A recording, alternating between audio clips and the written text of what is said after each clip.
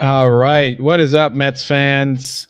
Welcome back to the Just Mets podcast, midweek edition of the show. We're here live on Thursday night, right after the Mets finish up their series against the Washington Nationals.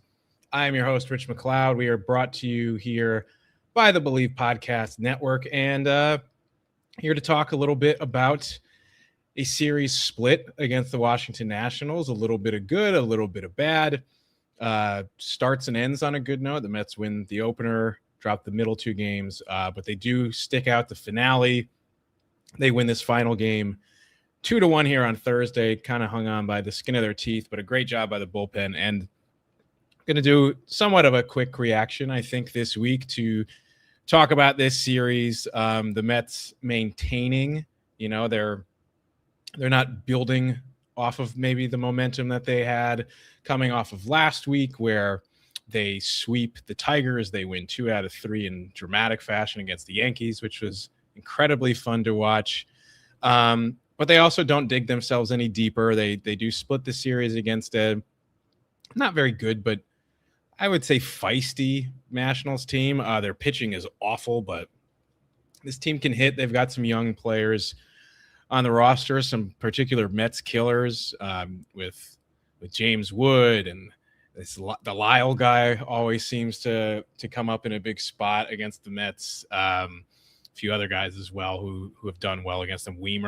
Joey Weimer, who killed the Mets in a couple of games in this series, but overall, not a bad series for the Mets. Not a great series. It starts off with a bang. Game 1. They blow that game a couple of times. They blow a lead. They give up a run in the 7th. They blow their lead in the 8th. They don't score when they go to extra innings in the 10th, but they don't give up any runs. They take the lead again in the 11th. They blow that pretty quickly. And then we get into the 12th inning, and all of a sudden the Mets score 10 runs in the 12th inning. It got so bad to the point where after I think 5 runs had scored, the Nationals just said, screw this, and put in a position player, which led to this entire fiasco where the umpires had to call the crew in New York because they didn't know the rule, because a couple of years ago, MLB changed things where, you couldn't bring in a position player to pitch unless, I think at the time you had to be down by 6 runs, and it had to be in the last 3 innings of the game. I think they've now changed that to 8 runs. But this happening in extra innings, those rules all go out the window because, extenuating circumstances, teams might run out of healthy bodies. You just can't have the same rules in that situation. But the umpires in D.C. apparently just didn't know that, and there was this huge delay. They thought that the Nationals manager couldn't do that. And after all that, guy comes in and, predictably gets rocked and gives up an additional, I think, 5 or 6 runs. Some Mets hitters fattened up there.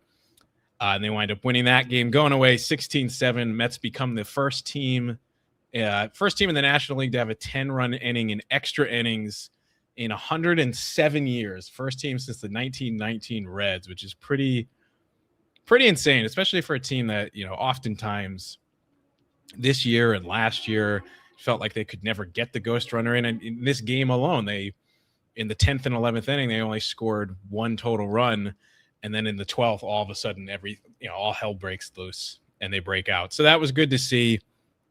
Game 2, I think, is the one of this series that's going to be the big gripe for everybody because, coming off of that Yankees series, the Tigers series, the Yankees come back on Sunday to win that series, and then this historic 10-run 12th inning. Game 2, the Mets start off like a house on fire. They're up 5-0, and you're thinking, holy shit, this team is officially back. I saw a lot of people, myself included, saying like, oh man, you know what? I think I am officially emotionally back in on this baseball team. And, they're up 5-0 early. They got all this momentum from these past few games. Bo Bichette hits 2 home runs in the first few innings. And you got Nolan McLean on the mound, who is the ace. Nick Morabito gets called up as the latest young outfielder on the Mets to get called up recently. He's starting in left field, so the Mets had a whole outfield full of young guys at that point. So you're feeling good. And, McLean wasn't sharp. Was kind of gritting through it. And then an inside the park home run, actually an inside the park grand slam off the glove of poor Nick Morabito, who was forced to wear number 8 in very controversial fashion in his first ever game. He's since changed to number 55. Who knows if that put some bad juju on the Mets for that game. A lot of people were pretty upset about that, with it being Gary Carter's number. Some people kind of ridiculously blamed Morabito or his agent for picking that number. I think that's kind of ridiculous to say, especially because he didn't even wear 8 in the minor leagues, like some implied. The Mets just made an odd choice there and very quickly undid it based on the outcry from the fans. But an inside the park grand slam completely changes that game, turns it around. Somehow not even the first inside the park grand slam that the Mets have allowed in Nationals Park. I immediately thought back to 2015 in one of these games that the Mets played against the Nationals that September. Funny enough, they actually came back to win that game. That was the game where they came back from, I believe, 7-1 down in that huge 8th inning against Drew Storen and a few of those Nationals relievers. But it was Matt Harvey's first start since basically publicly coming out and saying, I don't know if I'm going to pitch in the playoffs this year. Like, I might shut myself down because of the Tommy John surgery he had the year before. So a lot of people were pretty pissed at Harvey, and he goes out and he's having a bad start, one of his worst of that season against the Nationals. And then he gives up a ground ball base hit up the middle. Should score, 1, probably 2 runs. And Cespedes just completely, because if you could believe it, Yoenis Cespedes was playing center field a lot at that point in 2015. Completely just misses the baseball. So in the books, it doesn't go down as technically as an inside the park grand slam. It's one of those like little league home runs, but not the first time we've seen that. And the Mets really just never recovered from that in this game on Tuesday. McLean got beat up. They kept him in the game to eat a few more innings at that point because they really needed him to after, going 12 innings the night before. They haven't had a day off in over a week now. They've played a lot of extra inning games this season too. So the bullpen was pretty taxed. It goes down as McLean's worst start. And the defense really fell off after that as well. I really think that inside the park grand slam just seemed to get to the Mets overall. They were throwing the ball around the diamond. It got really, really messy. And they wind up losing that game 9-6. They're really never able to recover from that play. Game 3, I'd say, was probably the most forgettable game of this series, kind of like a listless loss. They go down early. Zach Thornton makes his MLB debut. He gets hit pretty hard early on, kind of settled down. I thought he showed you some good things, but at that point, the Mets were just down too much. They tried to scrape back with a couple of Juan Soto home runs. Good to see him really start to find his power stroke lately. 2 home runs in that game. He's up to, I think, 9 on the year now. But it was mostly Soto for the offense. And then the bullpen leaks again later on. Craig Kimbrell, everybody's favorite Mets reliever, gives up a few runs to add on at the end. So at this point, all of a sudden now the Mets have lost 2 games in a row. Not an ideal situation. And then today here on Thursday, Mets offense kind of goes back into that mode that we've seen a lot lately, or at least a lot this year. They've been better of late, where all the runs they scored were on 1 hit very early in the game. Another big hit by Bo Bichette. And they wind up, thanks to the heroics of their bullpen, scraping through with a 2-1 win. First time all season that the Mets have won a game where they scored less than 3 runs, which is pretty incredible. Like, you don't expect a ton of those wins, but the Mets have largely pitched pretty well this year outside of some of the Senga and Peterson starts, although Peterson was good in the finale of this series. But for a team that's pitched largely well this year, to have no low-scoring wins up until today is pretty remarkable. But they've had a lot of things go against them. They've been their own worst enemies, where they, can't get a big hit, or their bullpen blows games late, or you have those occasional clunkers. where the starting pitchers just give up too many runs. But they win this game. Brazaban, Rayleigh, Weaver, and Devin Williams, who I'm going to talk about a lot today, combined to go 4 scoreless. Should have been recorded as 4 hitless. The only hit was the bloop that AJ Ewing misread and then dropped on a dive. I thought you potentially could have ruled that as an error. Would have been a tough error, but I thought AJ Ewing should have made the play. But they combine for 4 scoreless innings of relief. David Peterson was good. He pitches 5 solid innings. A couple of times looked like he was going to have that classic, Matzian implosion, Steven Matz, that we've seen a lot from David Peterson over the years, especially this year and late last year. But he holds it down. Big assist from Mark Vientos, too, because he has a diving stop with 2 outs in the 5th to rob C.J. Abrams of what would have been a game-tying double. And the Nationals never score again. So shout out to Mark Vientos for playing really good defense. So not something I thought I'd be saying very much this year. So the Mets overall, they split the series. And, a couple of big takeaways for me from this, like, even though the series itself was, like I said, little bits of good, little bits of bad, nothing incredibly notable. I do think there are some big takeaways from some of the things that we've seen these last couple of days. The biggest one is Bo Bichette. The fact that for the first time, I think all year in a Mets uniform, Bo Bichette finally looks like the Bo Bichette we thought that the Mets were signing. He's had a couple of moments, right? He had that big go-ahead 3-run double against the Twins a few weeks ago.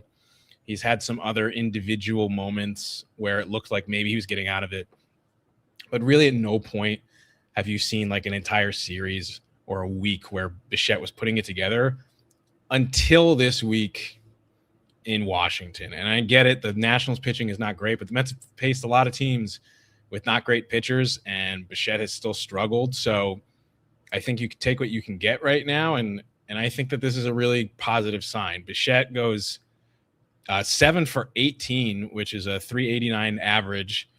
He hits 3 home runs, a double, and drives in 9 runs in this series. This is a guy that had gone a month without a single extra base hit. He just had a single series where he has 4 extra base hits, 3 of them home runs, and 9 RBIs. So that is huge for this team. If Bichette can keep stringing that together and start, having one of these hot streaks that we've been waiting for 2 months at this point, that changes a whole lot for this baseball team. And they could desperately use their star players who are still healthy to start performing like their star players. We've seen it from Soto. He's starting to look healthy now. He had that 2 home run game on Wednesday.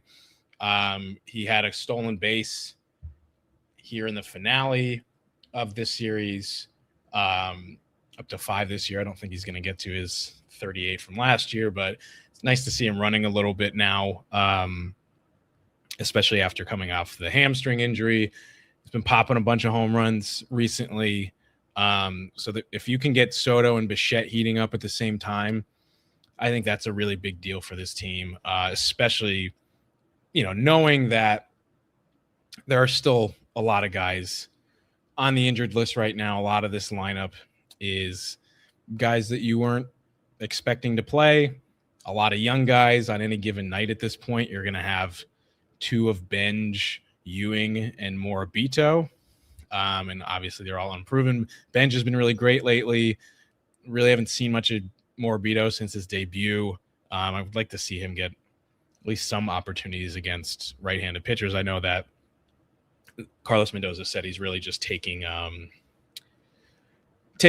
Slater's spot. And look, I'm thrilled to never have to watch Austin Slater ever play a baseball game for the Mets team ever again.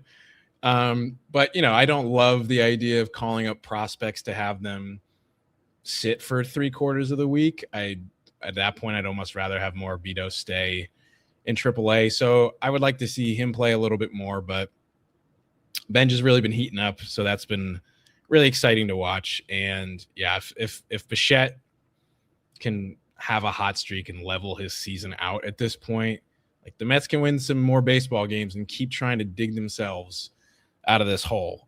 They still have a long way to go because we've talked about it in the past podcast. They've done so much damage to themselves with that losing streak early on. Like, they're still 6 games under 500.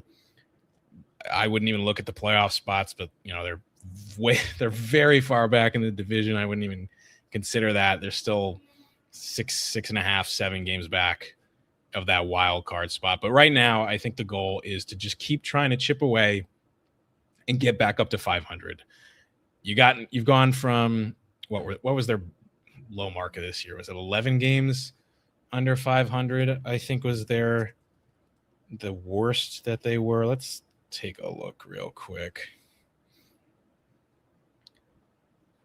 Yeah, 11 games under 500 was the lowest mark for them this season. So they've shaved 5 games off of that deficit in the last couple of weeks. Then that's not insignificant, but it shows you they have to just keep rattling off series wins for an extended period of time, and it's just going to take a while for them to try to undo that. I think if they can get back to 500, I think that's when you can officially look forward of like, all right, we've dug ourselves out of this hole. Now we can turn our attention towards making a run for the playoffs and look at the standings at that point. And a big part of doing that, not only getting guys healthy, but the guys who are here, putting up the stats that are resembling their baseball cards. And Bichette and Soto are the 2 biggest guys who can do that for this team. And if they can just hold the fort down, keep winning series, it doesn't have to be pretty at this point. Like, I'll take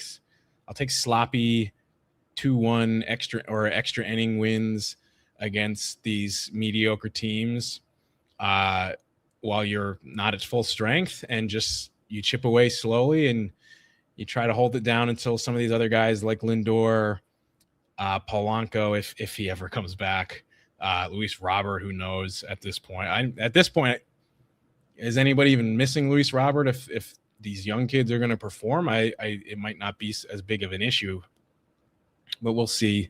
But yeah, the other big thing for me is Devin Williams, man. Like, I talked about him. I had a clip from one of the shows about a month ago that I think went viral, mostly because it got caught in attention by the Yankee fans online.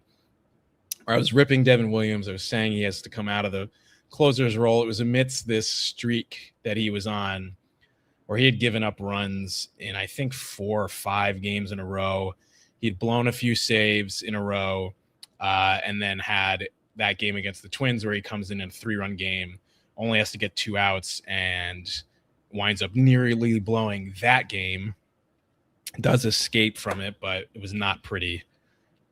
Ever since then, and ever since that clip went out of me essentially trashing the guy and saying he has to come out of the closer's role in favor of Luke Weaver, Devin Williams has been incredible, basically untouchable.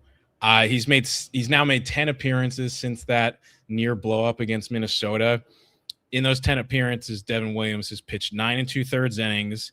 He's allowed just 2 total hits, no runs, 2 walks, 12 strikeouts, and he's now 5 for 5 in save opportunities. He has been the Devin Williams from Milwaukee at this point, pre-Pete Alonso edition. And he has been fantastic. And, he's lowered it's crazy to think his ERA not very long ago, a few weeks ago at this point, was over 10. He's lowered it to 4.32. Still obviously not good on the season, but he's shaved a lot off of that recently. And he's going through an incredible stretch right now. And you know what? At what point do you have to look at it and say, did the Mets cook here?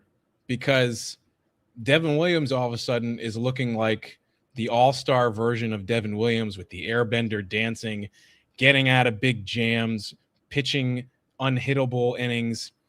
On Thursday, he gets no help where he gives up a bloop fly ball, and because of the wind and the rookie in center field, has the Nationals' fastest player on second base with nobody out, gets out of it unscathed, secures a 2-1 win.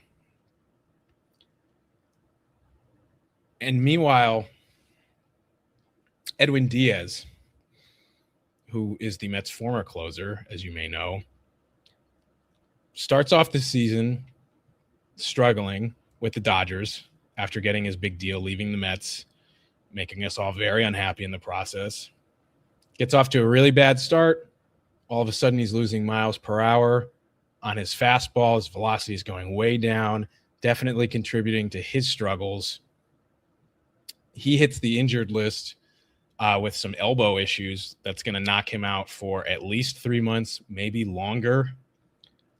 And not only all that, but apparently the guy's into cockfighting and could be facing major legal troubles because cockfighting is not only horrible and disgusting, but it's also legal in Puerto Rico and a lot of countries at this point. And, you know, who would have thought maybe the Mets are better off here? And another thing on the Edwin Diaz thing, if Edwin Diaz was still on the Mets, you know that the only thing people would be talking about in the media right now would be this cockfighting thing. It would be everywhere. It'd be the only thing being discussed. People would try to be getting him off of the team. All of the articles would be about this. The coverage would be insane. LOL Mets, this could only happen to the Mets, having their closer be found to be in some weird Puerto Rican cockfighting league. But because he's on the Dodgers, it feels like almost nobody's talking about this. I don't see any of the major writers out there covering this, slandering Diaz or the Dodgers for getting themselves into this situation. It really seems to be flying under the radar. Honestly, this not so dissimilar from what happened with Ohtani and the gambling stuff, where probably should have been a way bigger deal than it was, but you know, because he was on the Dodgers, it kind of just seemed like it got a little bit swept under the rug. Obviously, his translator was the one that faced the music there. Yeah, but I don't know, man. I just had to say it. Devin Williams has been phenomenal lately, to the point where you have to wonder, even if it wasn't on purpose, because I do believe that the Mets were trying to sign both Williams and Edwin Diaz, but maybe they lucked into something here where they're actually better off, and having Devin Williams for the next 3 years over having Edwin Diaz and whatever the hell is going on with him right now, you know, maybe they're in a far better situation. And I never thought I'd say that in the offseason. I sure as hell never thought I'd say that a month ago when the guy was struggling to pitch in New York for what looked like the second year in a row. So major credit to him. It takes a lot of stones and mental fortitude to bounce back the way Williams has, especially with how things went for the Yankees last year and how things started this year. It takes a lot of guts, and I think he's showing us a lot right now. He's got to keep it going, obviously. You don't want to see him go through any, you know, awful stretches again where he's blowing multiple games in a week. You know, he's not going to be perfect, but if he can keep racking this up and keep reminding us who Devin Williams was before that Pete Alonso home run, the Mets have a pretty good situation on their hands there. And maybe for once they got lucky. You know, maybe them botching the Edwin Diaz situation is one of the best things that they've accidentally done in the last 2 years. Let's see, a little bit quiet on the comments. We do have a holiday weekend going with Memorial Day weekend coming up. Also have a huge Knicks game coming up in about 15 minutes at this point, if you're listening to this live. So I think we're going to wrap this up pretty early. The Mets do start no off days still for quite a while, I believe. I think, yeah, we're still a week away from the Mets' next off day, but they go to Miami over the weekend to play the Marlins for the first time this year. First time the Mets are playing the Marlins since that fateful last matchup of the season last year where the Mets lost 2 of 3, and obviously that cost them their playoff spot. via the tiebreaker. So see how that goes. I will be back with Andrew at some point on Sunday evening to recap the entire week. It'll be me and Andrew's first show together with both of us in 2 weeks. So I'm looking forward to catching up with him. He's been very busy in Knicks land. I was at a wedding last week, so it'll be good for us to get back together. But until then, if you dug the show, please like and subscribe over here on YouTube. Really helps us on the algorithm. If you're listening to us on any of your podcast networks or platforms, please make sure to subscribe and download there. Rate and review, give us a 5-star rating. Again, all these things really help us grow this podcast, grow our YouTube channel, and help us continue to do what we want to do and make as much content as we possibly can. Until Sunday, I've been Rich MacLeod. Let's go Mets. And as Andrew and Gary Cohen always say, we are out of here.